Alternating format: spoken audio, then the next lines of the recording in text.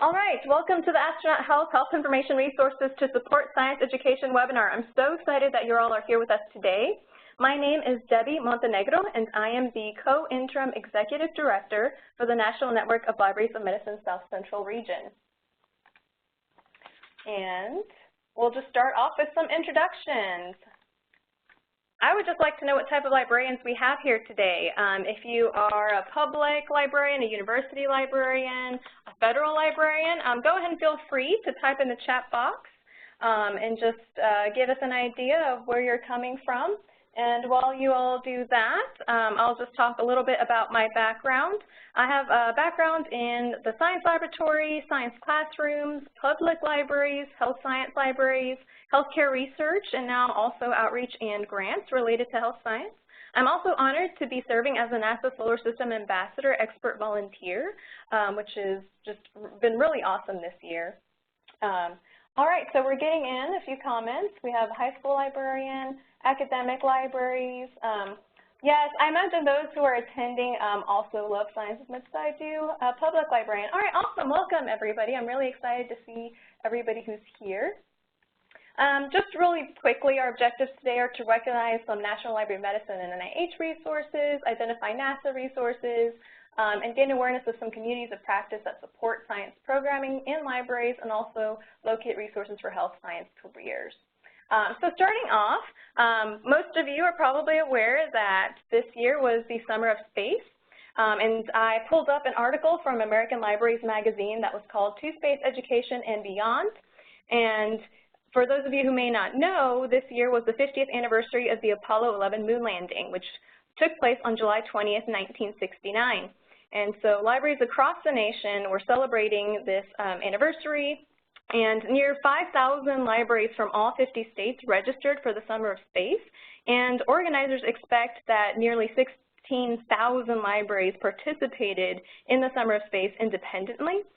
There was a program that took place that was a partnership between the Collaborative Summer Library Program, NASA, and the Space Science Institute. And so those were some events that were taking place this year. And I took part in it as well, and it was really exciting. We had several libraries reach out to us and want us to come speak. So just a few examples of what we did this summer for the Summer of Space. We had the Dallas Public Library invite us to come speak and have activity tables, and so you can see me there speaking to some local university students at the bottom left. And then you can also see the other photos there was part of a summer program we did where we visited public libraries and department community centers to share about an astronaut health program with patrons and with children. And so you can see there at the bottom right corner we have some children who are interacting with our activities table. There's a couple different things that NNLM did for the Summer of Space. Another region called NNLM MAR also had a partnership with the library system where patrons added their steps together to reach the goal of walking the equivalent distance to the moon, which basically combined fitness, health, and a space theme, and they called it the Library Moonwalk. Many libraries redressed regular arts and crafts activities and other regular library activities and just added space and astronaut themes and just made a few tweaks here and there, which is pretty brilliant. I attended a symposium attended by librarians across Oklahoma, and they talked about how they conducted their regular programming with space themes. So they did things like space story walks, astronaut training in the park, moonwalk races, and other STEM-themed programs. And a lot of them were able to do so on a shoestring budget by reusing crafts that they already had within their library. And so, you can see there too our own internal library. My office is located at the University of North Texas Health Science Center, and we had our own Apollo 50th Celebration Day. At the top left there you can see us. We had a booth where people were able to take pictures and selfies with some of our little picture banners, which is also a fun idea that we had. And so pictured here is myself with two other presenters. We had the outreach librarian here, Lorraine Sheldon, and a middle school teacher at Fort Worth Academy, Lauren Parker, and we combined our forces and we co-presented at these libraries, and we talked about the moon, Earth, and gravity, and we had different hands-on activities that children could do to grasp some of these harder concepts, and we adapted it depending on ages. But most of it we had to be able to teach to a group of varying ages. And so we had different activities that ranged. And so we had some simple ones, and we had some harder ones. The fitness ones, we had these little fuzzy dice where we allowed children to flip the dice, and then depending on how many people and how much room we had, we would have them do different exercises. So if we had a lot of room, we would have everyone do jumping jacks. If there wasn't a lot of room, we would maybe have them do squats. And we had some other activities where we had jars that we filled up with just beans, dried beans, and we would have them hold them in their hands, and we would talk about the concepts of mass and gravity and weight. And so some of the younger children were able to grasp some of those concepts with those arts and crafts that we had.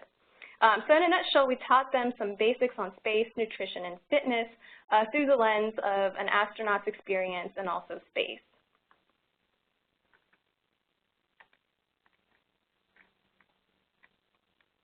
All right, catching up on our chats here. This is awesome. Medical librarian, academic services librarian. I'm really excited to see everybody here. So we have some exciting news for this year. So some of you may already know, but the first all-female spacewalk happened this year. We've had women do spacewalks before. I believe there's been about 12 or 14 who've done them before, but this was the first time that we had both spacewalkers and the Capcom be the ones who conducted the spacewalk. So it was an all-female spacewalk. And the Capcom is the astronaut who's on the ground who relays the communications between mission control and the astronauts in space. And then there was also the two astronauts in space. And you can see them there on the left. We have Jessica and Christina on the left, and then we have Stephanie on the right. Stephanie was the Capcom. And so we also have some other exciting news. NASA announced this year that the new Artemis mission will happen in 2024, where the first woman and the next man will land on the moon. So really exciting. Yes, I see in the chat box. Thank you. It's so awesome, isn't it? Just so many things happening this year. And so just some background on the name choice. In Greek mythology, Artemis is the goddess of the moon, and she is also the twin sister of Apollo. So it was just a very appropriate naming because they are, giving reference to the historical Apollo missions while also looking forward. And so they will be going to the moon in preparation to eventually go to Mars. And so there's just a lot happening this year, but I just wanted to pick out some highlights. And so they're calling the mission to go to the moon and then on to Mars the next giant leap, which is really exciting. So for my side of this, I work in an office that focuses on health outreach and health information resources, and so I set out to connect some of the concepts of health and space and talking about health from the lens of an astronaut. And the reason why I picked them is because there's many things that astronauts do that are unusual and unique, and so they can help us learn about the human body in extreme environments. Their experiences test human capacity. They must be physically fit to endure their time in space and in re-entry. Many of them who are chosen are scientists and engineers and pilots. And it's also just, a lot of them are role models, and they create hope and excitement in space exploration and human progress. And you can see that a lot of them are actually on social media, different social media accounts. You can follow individual astronauts, and so that's also helping to create excitement with the newer generation who may not have been around during the original Apollo missions. Some of the health topics we'll be talking about today will include anatomy and fitness as well as some others, so I'll go ahead and get started with that. Our office here at NNLM is funded by the National Library of Medicine, and the National Library of Medicine provides free health information resources. A lot of it is meant to be easy to read for your everyday person. Medline Plus is what I like to call our flagship resource, and so you can go on there. They have health topic pages, about 1,000 of them, and if you have questions or thoughts on any sort of health condition or health concept, you can type it into that search box at the top, and it'll bring up a page that shows you a basic summary of what it is and links you to peer-reviewed resources that will give you more information on those things. And so Medline Plus has information on medications, it has a medical encyclopedia, it has information on laboratory values if you go to the doctor and have some questions. This is a good resource to use, but it's also a good resource to use in the classroom. Just think of it as like an extra dictionary or extra information resource to have. So back to astronauts. Did you know that astronauts' bodies can change in space? Height is temporarily changed. What they say is that astronauts will quote-unquote grow about 2 inches while they're in space because there's no gravity pressing down on them. Their body and their spine just kind of loosens, and they do eventually return to the regular height on Earth, so you can't just go up to space, grow a little bit, and then come back and, you know, be taller. But essentially, without gravity, you don't have those forces on your body, and so not just your height changes, but your bones and your muscles also begin to deteriorate because there's no force acting against your body, no resistance, right? And so astronauts must do resistant workouts to maintain their bone and muscle strength. And so they work out about 2 hours a day just to maintain their bone and muscle mass. And that's something that we talked about even to the children in our library programs. We showed them videos of astronauts working out on the International Space Station. NASA has so many images and videos available for free that you can use for these events. And so we showed them, you know, a video of why and how astronauts are able to work out in space. And essentially, without gravity, you know, their fluids, their blood is pulled down towards their legs and feet, and fluid moves up to their upper body, and so they call it puffy head bird legs. And so you'll notice some of the astronauts in their pictures, their faces are a little puffy. So there's a lot that happens anatomically when they're up in space as well that they have to deal with up on the space station. And so just some resources that we have available for free when talking to students about bone and muscle health. We have the National Institute of Arthritis and Musculoskeletal and Skin Diseases, and for short, NIAMSD. They have kids pages, and so you can click on there and you can see they have a screenshot of the kids page, and they have some different resources on how healthy muscles matter, healthy skin matters, and all of those are written in a way to reach younger people. And of course, Medline Plus, that I mentioned before, also has resources that are able to be used for that. And also the National Cancer Institute, which is another institute of the NIH, just as the National Library of Medicine is one of the institutes. They also have training modules that really break down the anatomical system at a more collegiate level. So astronaut fitness, we're talking about how they have to work out 2 hours a day to maintain bone density and muscle. And so again, some of the ideas we had was to do some exercises, and so I'll go ahead and go into some of those concepts and ideas. One thought I had is that libraries have so much room for activities, and that's what we saw this summer. We saw libraries across the nation doing space story walks, space fitness, astronaut activities, and so some of these activities have already been created, so you don't have to reinvent the wheel. NASA has a page called Train Like an Astronaut, and it has some different activities that you can do with children or with older people. There's activity agility at Astro Course, there's activity base station walk back, and building an astronaut core. So some of these are just some fun ideas to get people moving around and getting into fitness, so we can incorporate that. And you can also take it outside. So StarNet, which I'll talk about in a little bit, is a resource that provides some valuable resources. And they have an activity clearinghouse, and I just pulled up one of their activities, and it's called Jump to Jupiter, is the one that I selected here. And I have a screenshot of the page. What you can see is that they have details about this activity, how much time it would take to prep for this activity, how much time it would take to conduct the activity, the average cost to do this activity, and then the age groups that it would be targeting. So it's very helpful, you know, when working on specific budget or working with limited spacing. It's helpful to see all of those details on the side of, you know, can I do this activity with the funding and space that I have? And so they also have how-to videos and a teacher's guide. A lot of these activities are focused towards libraries and educators, and so that's also helpful. You can see there on the top left, StarNet actually stands for Science Technology Activities and Resources for Libraries. So they really are intended to be able to be carried out in a library. Next up in our anatomy resources view, we have eyes and shifting fluids. And so I bring this up. We have pictured here astronaut Karen Nienberg. She was on Expedition 36, and she was a flight engineer. And so here she is conducting an ocular health exam on herself. And that's another fascinating thing about the International Space Station is that they often have to create or adapt technologies to be able to do them with a lack of gravity, and also at times the astronauts have to do these tests on themselves, which is really fascinating. And so from that, we get new technologies also as a byproduct. So I bring this up because the National Eye Institute has resources at nei.nih.gov. They also have Flickr photos and images that you can use, and there's also NEI for Kids. And so a lot of these institutes, while you wouldn't think they have pages for children, they do. And of course, the idea is that it gives them this information in a much more basic concepts that they can understand. And so for those of us at the university level, most of us, I would assume, are already familiar with PubMed. And so I like to just recommend that for some collegiate students, they could use PubMed to search for health effects of space.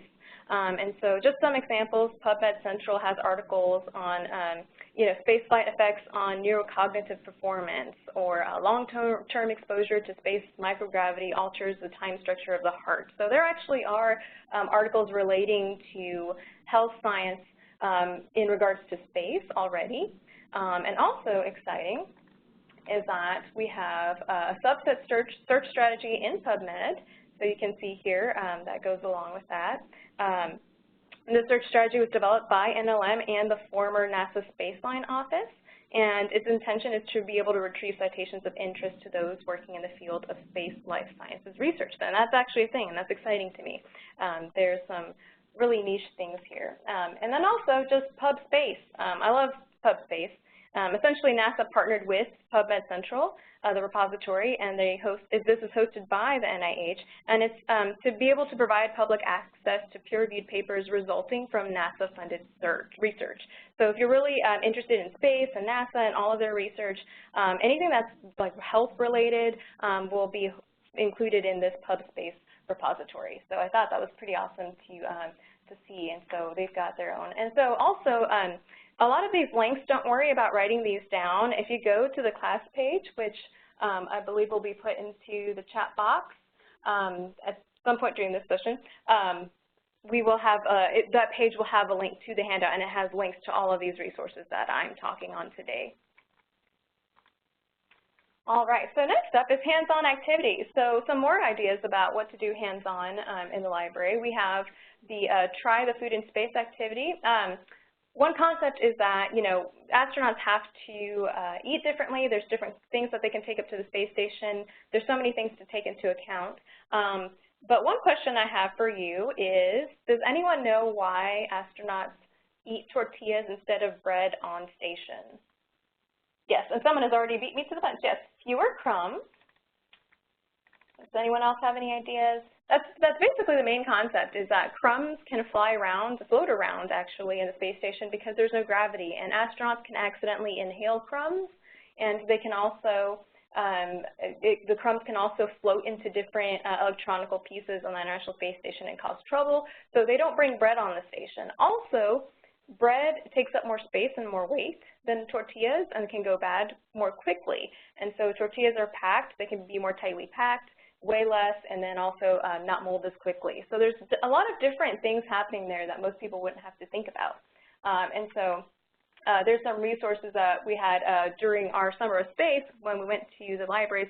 We had freeze-dried foods in packets, and we would hand them out to children to be able to look and see what it looked like. And then we had one jar of freeze-dried broccoli, and we had the kids, we would open it and we would let them smell it and we would let them touch it. Obviously, we wouldn't let them eat it, but we would let them just kind of touch and smell, so they would actually have an experience of what freeze-dried food looks like. They could have different sensory aspects of it, the touch and smell of what freeze-dried food would look like. We picked broccoli because it has a really strong smell. It's not necessarily pleasant, but it's very strong. But you can, of course, pick whatever you would like to do there. And so with a lot of these concepts and ideas, we were able to scale up or scale down depending on who our audience was. Sometimes we would have patrons arrive who were much younger. Sometimes we had patrons arrive who were a bit older. And so we would bring a lot of different activities, and then depending on who was there, we would adjust and do those activities for that event. So moving on, did anyone know that there are astronaut twins? Astronaut twins. Is anyone aware of that there were astronauts who were twins? Yep. All right, so there's a couple people who know about them. Real quick, there are twins who were astronauts. They're now retired. The short story is that they had one astronaut, Scott Kelly, he went up to space for a year on the International Space Station, and his twin brother, Mark Kelly, stayed on Earth, and they did a study on them. It was called the Twin Study. And so the Twin Study has finished, and NASA's Human Research Program evaluated the twins, and they've put up all of their research on their page. And so I bring this up because now that the study is over, they've published their papers, and there's a paper they published in the peer-reviewed journal Science, but also they've created a page where they have infographics, videos, feature stories, and fun shareables about the study. And so this is another health-related astronaut project, and so I thought I would bring that up also in the case that anyone is interested in using them as an example. But it's really interesting. So you can see there they had 10 research teams, 1 set of twins, 10 investigations, 340 days in space, 12 humans that Scott saw in 1 year. So just some interesting and fascinating information and details there with the twin study. Also with the twin study, one fascinating fact is that while Scott was in space, his telomeres shortened.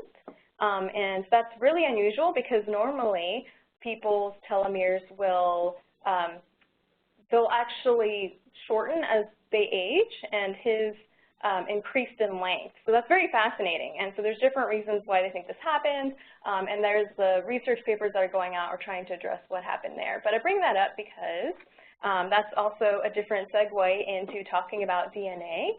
Right? I know, that's crazy, isn't it? Start looking at the chat box. Yeah, it's so interesting. So I was thinking about, we did a program where we had libraries pass out these little packets that we provided. It was NNLM MAR who did this, and they had like little bracelets that you could put together, and it would essentially have children and patrons just learn a little bit about DNA and the concepts of DNA. So they held it as kind of like STEM activities, right? Learning the basics of DNA. You know, you have like the base pairs, and so each pair was a different color, and so that's how you created your bracelet. So there's a couple different activities that had to do with those basic concepts. We actually, NNLM, had a summer booklet that we published on our page, and it's there at the link there, and we had that, we had several set of activities that addressed space and health, and this was one of those concepts as well. And so speaking of that summer reading booklet, our current summer health programming page has been updated for next year, and so next year we'll be dealing with fantasy and mythology, but you can still see a link to the 2019 summer manual, which had the space theme, and so that manual will have different activities relating to space and health available. But also, if you're interested for next year too, we have that available as well. So 2020 fantasy, really cool subject also. I love science fiction and fantasy, so both of those are pretty awesome for me. One more NLM resource I'd like to bring up is Genetics Home Reference. So again, speaking to those, just that crazy concept of, you know, Scott Kelly's telomeres and all of that, there's a resource that NLM has. It's called the Genetics Home Reference page, and essentially it helps people learn more detail about genetic conditions. And so often this makes me think about those DNA tests that people take. You know, the ones I'm just familiar with is like 23andMe, that kind of thing. Not that I'm, you know, saying that that's a good one or anything, but that's just the one that comes to my mind. But I was thinking about, you know, if a patron wants to do a DNA test and they come in and they have questions, this is a resource to direct them to, and any sort of interesting, strange questions like that that have to do with, you know, genetics and that kind of more complicated concepts, I just direct them here. And then there's a booklet that they have, a handbook called Help Me Understand Genetics, and so that will help them find out more resources. And then again, with the whole science and fantasy themes that libraries are using for their summer programming this year and next year, NLM has exhibits, or physical exhibits, that can be requested. The contents are banners.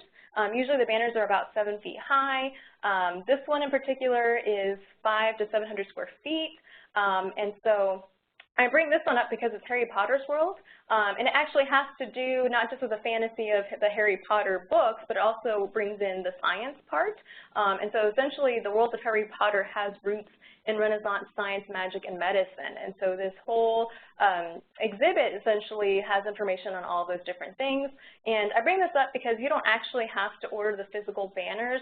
We have websites that actually mirror the banners, and so you can find the lesson plans and activities on the website that we have with resources.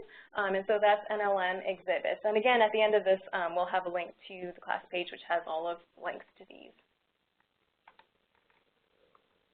And continuing on the exhibits, does anyone recognize the lady in the orange on the screen? Just putting it out there, does anyone recognize her in the orange? While everyone's thinking about that, they recognize her, I'll go ahead and talk about these resources. This one is actually on the left, is relatively new. It's called Rise, Serve, Lead, America's Women Physicians, and it focuses on how women physicians have made a difference through their medical practice and research, work as activists, service as administrators, and mentorship to the next generation of physicians. So it's a really nice historical piece about how women have contributed to the world of physicians. The one on the right is physician's assistants, and it has a lot of information on what it means to be a physician assistant and how this is also a new career path for people that is not just, you know, your typical doctor or nurse. There are other fields out there also and other career paths as well for people to do. So these are just some resources from the National Library of Medicine's exhibition program that speaks about health careers and the history of medicine and information regarding those. And back to my question, the lady on the left in the orange is actually doctor and astronaut and ballet dancer Mae Jemison. And so she I feel like she's a triple threat when, you know, she's a dancer, astronaut, and doctor. So she's also in that catalog of amazing women doctors.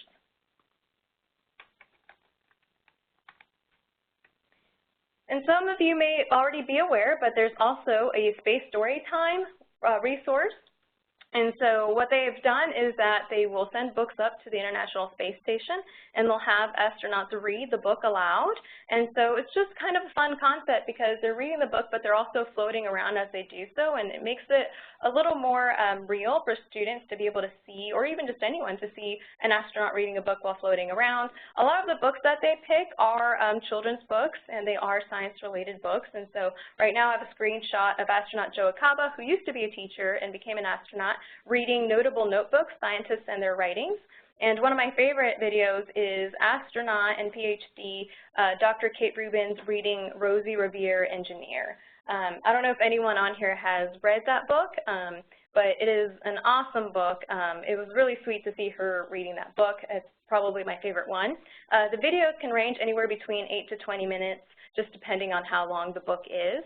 And so that's another resource about, you know, being able to bring science into the library as well.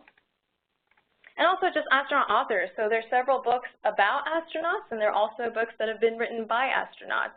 And some of those books are written for children or for adults. I know Scott Kelly has written My Journey to the Stars, and that's one for children, and then his book Endurance is for adults. So they've got different books there. Also Clayton Anderson, Leland Melvin, Dr. Kathy Sullivan. So a lot of them have gone on to write books after they've retired from being astronauts and talking about their experiences, putting it into words, and then also putting it into words for children so they can also just learn more about their journey. And a lot of the artists they've picked have been very great as well. I have A's for Astronaut, and the artistry in it is really beautiful, especially for a children's book. All right, so I'm excited to get to the next section, which is talking about communities of practice.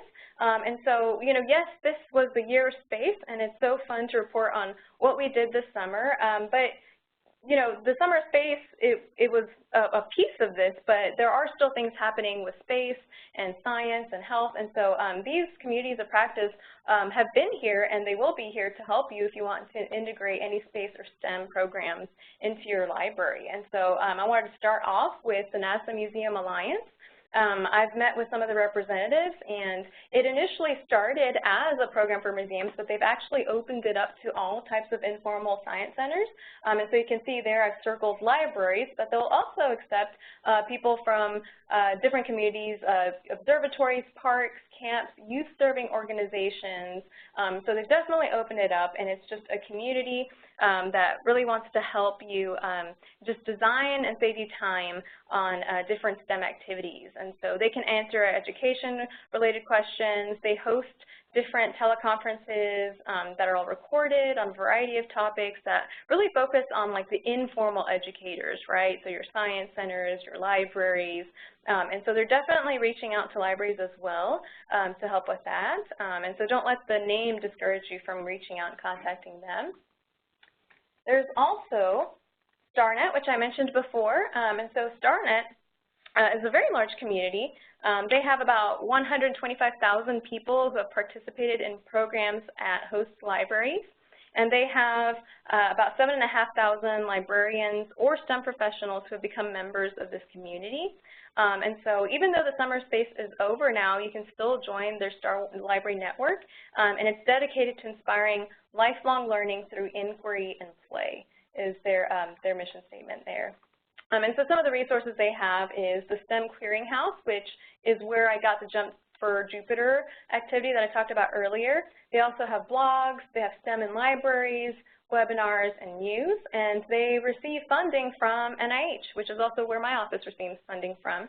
They also receive funding from NASA and IMLS, the National Science Foundation, and some of their core partners are the American Library Association and some other library associations as well. So I love seeing how all of these different groups are coming together to work together to provide information and programming for patrons. Back to NASA itself, NASA has so many web pages, and so I just went through and just selected some, but there's just so much information available. This one in particular, they have a science page called NASA Share the Science. And they have toolkits available, and so they have different ones, and so for this year I just highlighted the Apollo anniversary because each toolkit is specifically about a certain subject, and so you can see there's an astronomy calendar, astrophysics posters, so there's different space-related resources in those toolkits. And then also NASA JPL, the Jet Propulsion Laboratory, they're really focused on the electronics and robotics of NASA. Every NASA center, there's 10 of them across the nation, has a focus. And so the one in Houston is focused on astronaut training and biomedical science. The one in Alabama is focused on rocketry. The ones in California are more focused on testing. So each one has its things that it's focused on. And so they actually have an education page. And their education page has plans for different activities that you can do. And so here, just as an example, they have Make a Moon Phase Calendar, but of course they have several different resources as well. And then these are just some other resources or organizations. We have NASA at My Library. That was about, I think, 75 libraries were selected and received materials and training to assist them in leading educational STEM programming. ARIS is the Amateur Radio on the International Space Station organization, and they are able to set it up to where students can speak directly with the International Space Station crew during scheduled contacts. And I bring this up because it's not just for schools, it's also for libraries as well, for both. And essentially they just want to have a large group of children who would be able to be inspired, take part in these. And then also NASA has just usually open partnerships and collaborations. They have some MOUs that people can talk to them about and leverage resources for a common goal. And this brings me to the NASA Solar System Ambassadors. And so you heard me mention it earlier. This is a program that is run by JPL, which is the NASA Jet Propulsion Laboratory. And this program works with expert volunteers who have been selected by JPL across the nation to share the latest science and discoveries of NASA space exploration missions. And we do this through various outreach events. And so this is a nice way that libraries can also have speakers come. And so since this program has started, Solar System Ambassadors, which we call SSAs, have run about 40,000 events that have served about 9 million people directly. And so we do we have a minimum of about 4 events that we do a year. And so this is a nationwide public engagement effort carried out by volunteers. And in return, we gain access to some webinars and scientific briefings on what's going on at NASA so that we can share that information. And so here's just an image of the science fleet. And so some of you might be aware of some of the different robots we have sent out, or satellites, different types of technologies that NASA sent out. This is a picture of what we call our science fleet. So every dot, every name there is some sort of satellite, robot, mechanism that we have sent out to different places around our little solar system. So I just thought that image is really cool because you hear about these, but when you see them all together, you realize that there's actually a lot of them that we've sent out. So you can see we have some around Jupiter, Mars, Saturn. We actually have Horizon, which is past Pluto already, and taken images of it. So it's really fascinating how much we have going on out there.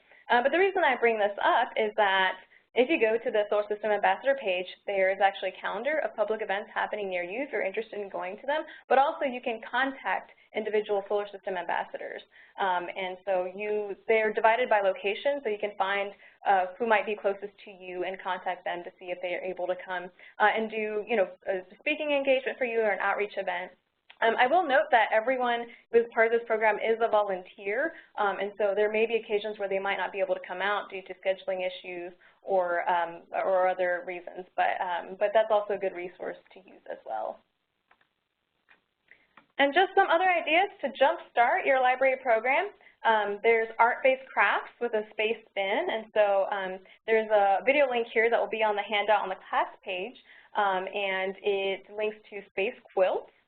So people who like to quilt, there's a group of people who created quilts that commemorated different space events.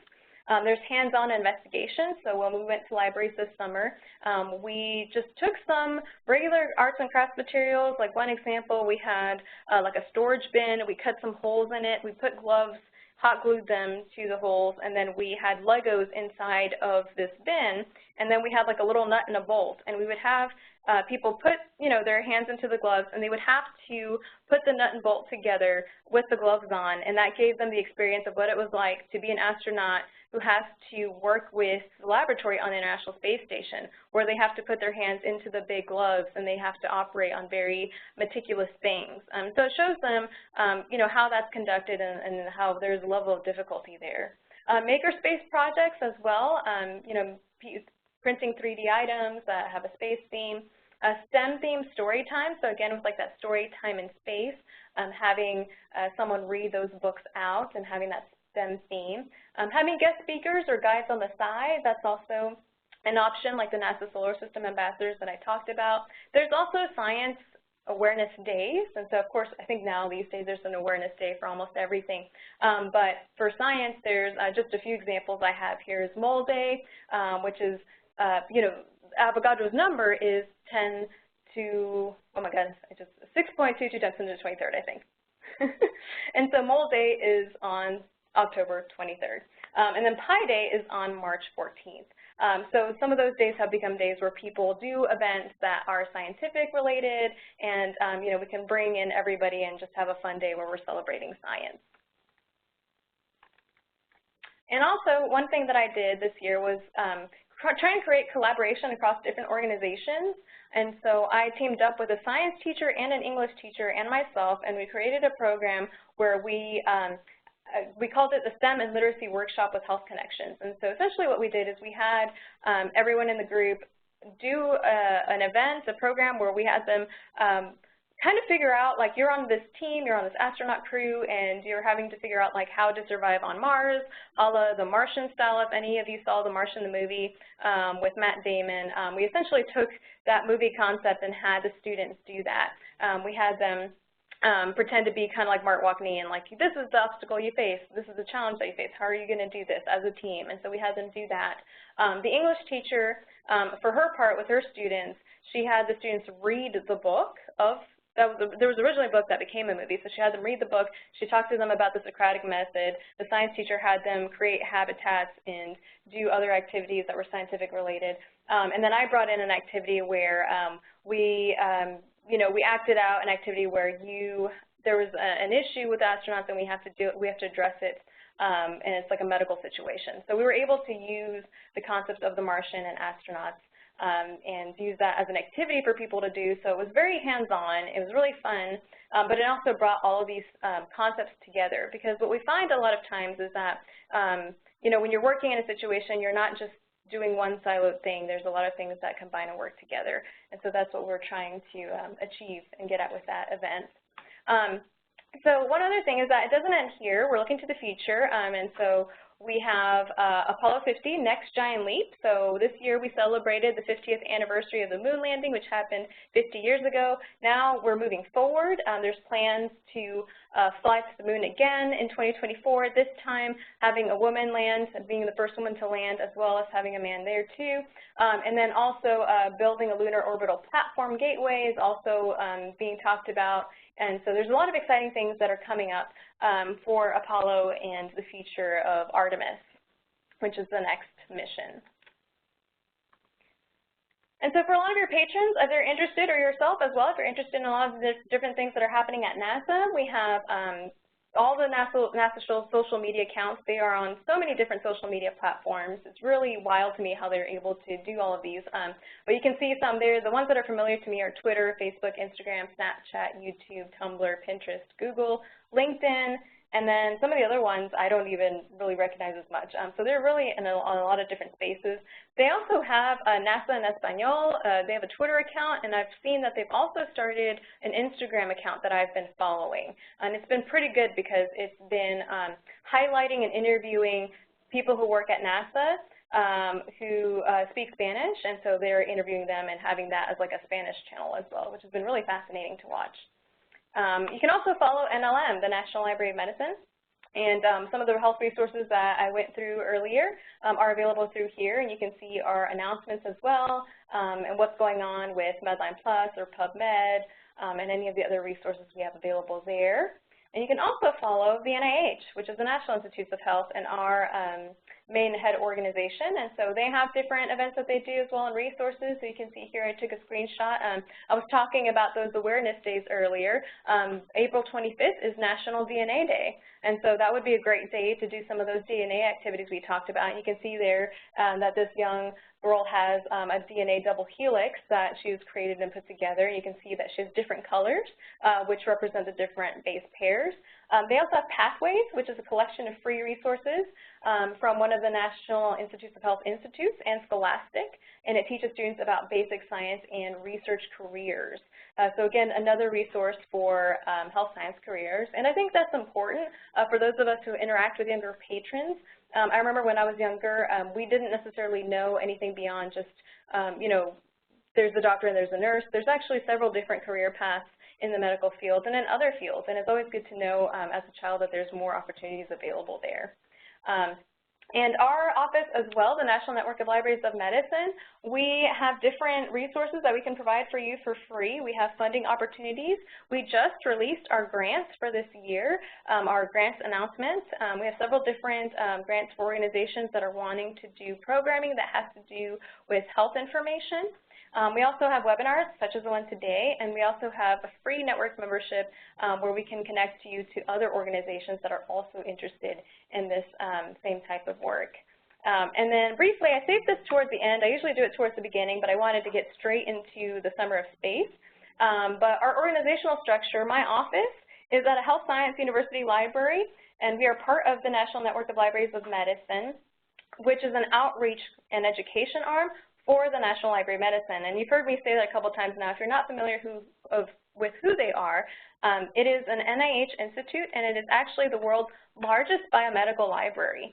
And they're also the ones who produce PubMed and Medline Plus and some of those that you may be familiar with. And all of those are under the National Institutes of Health, which is the nation's medical research agency, and it is comprised of several different institutes and centers. So I just wanted to cover that in case anyone was unaware of that. So I've gone through this pretty quickly because I wanted to make sure that we got to the point where anyone has any questions. Please feel free to put any questions in the chat box. And I just wanted to read out our statement. This project has been funded in whole or in part with federal funds from the National Library of Medicine, and the content is solely the responsibility of myself and does not necessarily represent the official views of the National Institutes of Health. Brian will put the link to the class in a minute, and also to be able to download the PowerPoint for you. The class page also has the links to all of the resources, the slides that we've gone through, and there's also a handout that has every single resource that we went through today listed, as well as a link to it, so you don't have to go searching for these. Just go to the class page and it will take you directly to the handout, and that'll lead you to everything we talked about today. So, questions. If you have any questions, feel free to ask them now in the chat box. If you come up with questions later, if you don't have any right now, you feel free to email me at debbiemontenegro@unthsc.edu. It's the email address right there. And all right, so we have a question coming in. Oh, my chat box is a bit small. Oh goodness, I see that people guessed May Denison now. I didn't see it. My chat box got a little small here. Oh yeah, someone mentioned that there's a launch that happened during this webinar. I actually got to see my first launch this summer, which is absolutely amazing. If anyone is able to do so, I really recommend it. It's a phenomenal thing to be able to witness. So thank you for that comment. And then Brian has put the links in the chat box. And just checking to see. Oh yeah, Space Camp. Someone has mentioned Space Camp. For those of you who don't know, there's actually a Space Camp for adults now, and I think that's absolutely awesome. I plan to hopefully go someday. And of course, there's Space Camp for children as well. And someone says that they went to Space Camp in 6th grade, and it was one of the coolest things they've ever done. I 100% believe that. So I'm really excited to hopefully one day go now that they have a Space Camp for adults as well. And I imagine those of us in this webinar today are the people who would want to go to that. So thank you so much, everyone, for attending. I am going to stay on the line for a bit. If anyone has any questions, I'm going to go back to our evaluation survey. For those of you who are interested in receiving a continuing education credit, you will have the opportunity to download it at the end of this session. When I close the WebEx, it will pop up a window for you to select. And it'll have you do a survey, and then at the end of it, it'll link you to being able to get the continuing education credit from MLA, which is the Medical Library Association. And even if you do not want the CE credit, we ask that you fill out the survey in order to give us valuable information about our webinars. And again, if you'd like to receive a copy of today's PowerPoint and we're unable to click on the link, please email us at nnlm-scr@unthsc.edu. And today's session has been recorded, and it will be viewable online soon. And please check our archived webinars page for the video link. Yes. So again, speaking about next year, for those librarians who are starting to prepare for next year, someone wanted to ask if we are aware of the conference, The Library Collective. The theme for 2020 is fantasy games role-playing. Interesting. Okay, thank you for letting me know. So that there's a conference called the Library Collective, and the theme for 2020 is fantasy. So we'll be talking more about that next year as that comes, but 2020, that will be the new theme coming in for public libraries. So thank you so much for joining us today, and I hope to see you again soon in the next webinar. And again, if you have any questions, please feel free to let us know. And that is my alarm to wrap up. All right, thank you so much, everyone. Have a great day.